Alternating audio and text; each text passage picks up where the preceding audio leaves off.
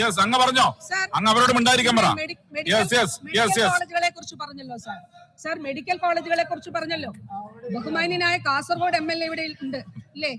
ബഹുമാനപ്പെട്ട കാസർഗോഡ് MLA അദ്ദേഹം അന്ന് ബഹുമാന്യനായ ആരോഗ്യവകുപ്പ് മന്ത്രിക്ക് നൽകിയ അദ്ദേഹം നിയമസഭയിൽ ഉന്നയിച്ച ഒരു വിഷയമാണ് സാർ.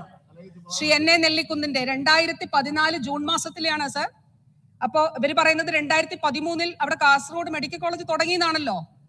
ഈ അദ്ദേഹത്തിന്റെ വാക്കുകൾ നോക്കിയേക്കാം സർ. കാസർഗോഡ് ജില്ലയിൽ സർക്കാർ മെഡിക്കൽ കോളേജ് തറക്കല്ലിടലിൽ മാത്രം ഒതുങ്ങി നിൽക്കുമ്പോൾ ഉറങ്ങുന്ന ആളെ ഉണർത്തി ഊണില്ലെന്ന് പറയേണ്ടി വരുന്നോ എന്ന് ആലോചിച്ചു പോവുകയാണ് പറയുന്നത് ബഹുമാന്യനായ ശ്രീ NA നെല്ലിക്കുന്ന്. 2013 നവംബർ 30 കാസർഗോഡ് നിയോജക മണ്ഡലത്തിലെ ബദിയടുക്കയിൽ നടന്ന ചടങ്ങ് ബഹുമാനപ്പെട്ട മന്ത്രി ഇപ്പോഴും ഓർക്കുന്നുണ്ടാകും. അങ്ങ് ആ ചടങ്ങിൽ അധ്യക്ഷനായിരുന്നു.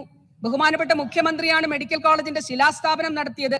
സൂര്യൻ ഉദിച്ചു വരുന്നതിന് മുൻപ് തന്നെ എങ്ങനെ ഇത്രയും ആളുകൾ ഗ്രാമപ്രദേശത്ത് തടിച്ചുകൂടിയെന്ന് ബഹുമാനപ്പെട്ട മന്ത്രി തന്നെ അങ്ങ് അത്ഭുതപ്പെട്ടിരുന്നു. കാസർഗോഡിലെ പാവം ജനത മെഡിക്കൽ കോളേജ് എന്ന ആശയം എത്രമാത്രം നെഞ്ചിലേറ്റുന്നു എന്നതിന്റെ തെളിവായിരുന്ന ആ ജനക്കൂട്ടം. ഇന്ന് കാസർഗോഡിലെ ജനങ്ങൾ നിരാശയിലാണ്. സാർ പറഞ്ഞത് അന്നത്തെ MLA ആണ് സാർ, അന്നത്തെ മന്ത്രിയോട് പറഞ്ഞാണ് സാർ. 2014 സാർ. അന്ന് ബദിയടുക്കയിൽ അവിടെ സാർ തുടങ്ങിയപ്പോൾ കാസർഗോഡില് ഇന്ന് നോക്കണം സാർ, കേരളത്തിൽ എല്ലാ ജില്ലകളിലും മെഡിക്കൽ കോളേജുകൾ ഉള്ള ജില്ലയായിട്ട് കേരളം മാറി സാർ.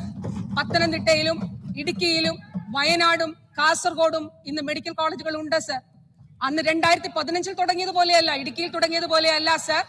2015 ഇടുക്കിയിൽ തുടങ്ങിയപ്പോൾ ബഹുമാന്യനായിട്ടുള്ള ശ്രീ റോഷി അഗസ്റ്റിൻ മിനിസ്റ്റർ പറഞ്ഞല്ലോ, അന്ന് UDF കാലത്ത് 50 സീറ്റായിട്ട് തുടങ്ങി. പിന്നീട് നാഷണൽ മെഡിക്കൽ കമ്മീഷൻ അന്വേഷണം നടത്തിയപ്പോ 50 കുട്ടികളെ പഠിപ്പിക്കുന്നതിന് വേണ്ടിയിട്ടുള്ള സൗകര്യം ഇല്ല എന്നുള്ളത് മനസ്സിലാക്കുകയും സാർ അതിന്റെ അംഗീകാരം നഷ്ടപ്പെടുത്തുകയും ചെയ്തു.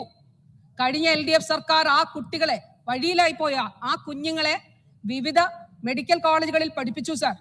അവിടെ 2022 കേരളം ചരിത്രം കുറിച്ചുകൊണ്ട് സാർ ഇടുക്കിയിൽ മെഡിക്കൽ കോളേജ് ആരംഭിച്ചു. അതാണ് ബഹുമാനപ്പെട്ട മിനിസ്റ്റർ പറഞ്ഞത്, അടുത്ത വർഷം അവര് MBBS ബാച്ച്, ആദ്യത്തെ ബാച്ച് ഇറങ്ങാൻ പോവാ സാർ. സാർ അവിടെ നഴ്സിംഗ് കോളേജ് തുടങ്ങി സാർ. 100 കുട്ടികൾ, അന്നത്തെ 50ന്റെ സ്ഥാനത്ത് ഇന്ന് 100 കുട്ടികൾ അവിടെ പഠിക്കുന്നുണ്ട് സാർ. ഇനി കാസർഗോഡ് സാർ നമ്മൾ മെഡിക്കൽ കോളേജ് ആരംഭിച്ചു. കാസർഗോഡ് ആശുപത്രിയാണ് അവിടെ നമ്മൾ ആശുപത്രിയായി കണക്കാക്കി മെഡിക്കൽ കോളേജ് അനുവദിച്ചത്. കാരണം തടസ്സപ്പെട്ടു പോകരുത് എന്നുള്ളത് കൊണ്ട് 7 ജില്ലകളിൽ സർക്കാർ നഴ്സിംഗ് കോളേജ് ഇല്ലാതിരുന്ന 7 ജില്ലകളിൽ സർക്കാർ നഴ്സിംഗ് കോളേജുകൾ അനുവദിച്ചു സാർ. ഏറ്റവും അധികം PG സീറ്റുകൾ ഈ കാലഘട്ടത്തിലാണ് സാർ അനുവദിക്കപ്പെട്ടിട്ടുള്ളത്. ഫെലോഷിപ്പ് പ്രോഗ്രാമുകൾ നമ്മൾ ദൂരെങ്ങ് പോകണ്ട, നമ്മുടെ തൊട്ടടുത്തുള്ള തിരുവനന്തപുരം മെഡിക്കൽ കോളേജിൽ പോയി അവിടുത്തെ ന്യൂറോളജി വിഭാഗത്തിൽ ഒന്ന് പോയാൽ മതി സാർ. അവിടെ ഇന്റർവെൻഷണൽ ന്യൂറോളജിയിൽ ഫെലോഷിപ്പ് പ്രോഗ്രാം ആരംഭിച്ചു സാർ.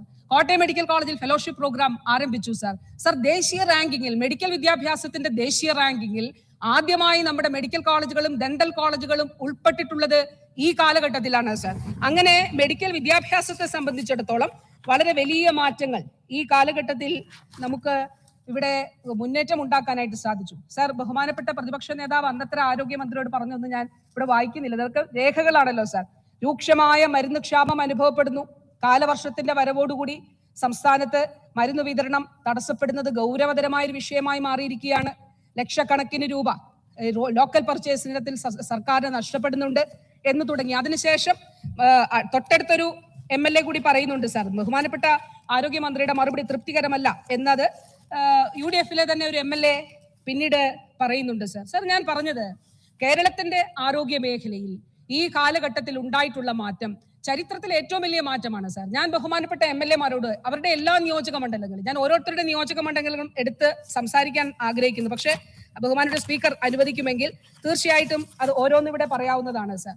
പറവൂർ നിയോജക മണ്ഡലം ഉൾപ്പെടെ കുണ്ടറ നിയോജക മണ്ഡലം സാർ. പറവൂർ നിയോജക മണ്ഡലത്തിൽ സാർ സംസ്ഥാന സർക്കാരിന്റെ ആർദ്രം പദ്ധതിയിൽ ഉൾപ്പെടുത്തി വരാപ്പുഴ സാമൂഹ്യാരോഗ്യ കേന്ദ്രത്തെ കുടുംബാരോഗ്യ കേന്ദ്രമാക്കി 37 ലക്ഷം രൂപയുടെ വികസന പ്രവർത്തനങ്ങൾ ഉൾപ്പെടെ തുടങ്ങി സാർ. കോടിക്കണക്കിന് രൂപയുടെ വികസന പ്രവർത്തനങ്ങൾ അദ്ദേഹം തന്നെ പറയുന്നുണ്ട്. ഞാനൊരു ഇന്റർവ്യൂവിൽ കണ്ടു സാർ. അദ്ദേഹം പറയുന്നുണ്ട് 10 വർഷമായി കേരളത്തിന്റെ ആരോഗ്യ മേഖലയിൽ വലിയ മാറ്റങ്ങൾ. അദ്ദേഹത്തിന്റെ പറവൂർ നിയോജക മണ്ഡലത്തിൽ ആശുപത്രിയിൽ കൂടുതൽ ആളുകൾ അവിടെ വരുന്നു എന്നുള്ളത് പറയുകയുണ്ടായി സാർ. സാർ മൂവാറ്റുപുഴ ആശുപത്രി ബഹുമാനപ്പെട്ട MLA പറഞ്ഞല്ലോ സാർ, ജനറൽ ആശുപത്രി എവിടെയെങ്കിലും ജനറൽ ആശുപത്രിയിൽ ഒരു ICU ഉണ്ടോന്ന് നമ്മുടെ തൊട്ടടുത്തുള്ള തിരുവനന്തപുരം ജനറൽ ആശുപത്രിയിൽ ഒന്ന് പോയാൽ മതി സാർ. അതല്ല എറണാകുളം ജനറൽ ആശുപത്രിയിൽ, അദ്ദേഹത്തിന്റെ ജില്ലയിലെ തന്നെ ജനറൽ ആശുപത്രിയിൽ ഒന്ന് പോകണം സാർ. ആദ്യമായി രാജ്യത്ത് ഹൃദയമാറ്റിവെക്കൽ ശസ്ത്രക്രിയ നടത്തി ഏറ്റവും സങ്കീർണമായ ശസ്ത്രക്രിയയാണ് സാർ. സാർ ആ ശസ്ത്രക്രിയ നടത്തി ആ 30 ദിവസത്തിലധികം ആ പെൺകുട്ടി ICUലായിരുന്നു സാർ ഉണ്ടായിരുന്നത്. വൃക്ക മാറ്റിവെക്കൽ ശസ്ത്രക്രിയ കഴിഞ്ഞ 8-9 ആളുകൾ എറണാകുളം ജനറൽ ആശുപത്രിയിലുണ്ട് സാർ. അവരെല്ലാം വളരെ സുഖമായിട്ട് ജീവിക്കുന്നു സാർ. ആ 9 പേരും ICUലാണ് സാർ സംരക്ഷിക്കപ്പെട്ടിട്ടുള്ളത്. അങ്ങനെ ജനറൽ ആശുപത്രികളിൽ, ജില്ലാ ആശുപത്രികളിൽ ഈ നിലയിൽ ICUകൾ ഉൾപ്പെടെ സൂപ്പർ സ്പെഷ്യാലിറ്റി സേവനങ്ങൾ ഉൾപ്പെടെ അവിടെ ലഭ്യമായിട്ടുണ്ട് സാർ. ECRP 2 ഉൾപ്പെടുത്തി അദ്ദേഹത്തിന്റെ നിയോജക മണ്ഡലത്തിൽ മൂവാറ്റുപുഴയിൽ ഉൾപ്പെടെ സാർ അവിടെ ഹൈ ഡിപ്പെൻഡൻസി യൂണിറ്റുകൾ സ്ഥാപിക്കുന്നതിന് ഈ ഘട്ടത്തിൽ നമുക്ക് കഴിഞ്ഞിട്ടുണ്ട് സാർ.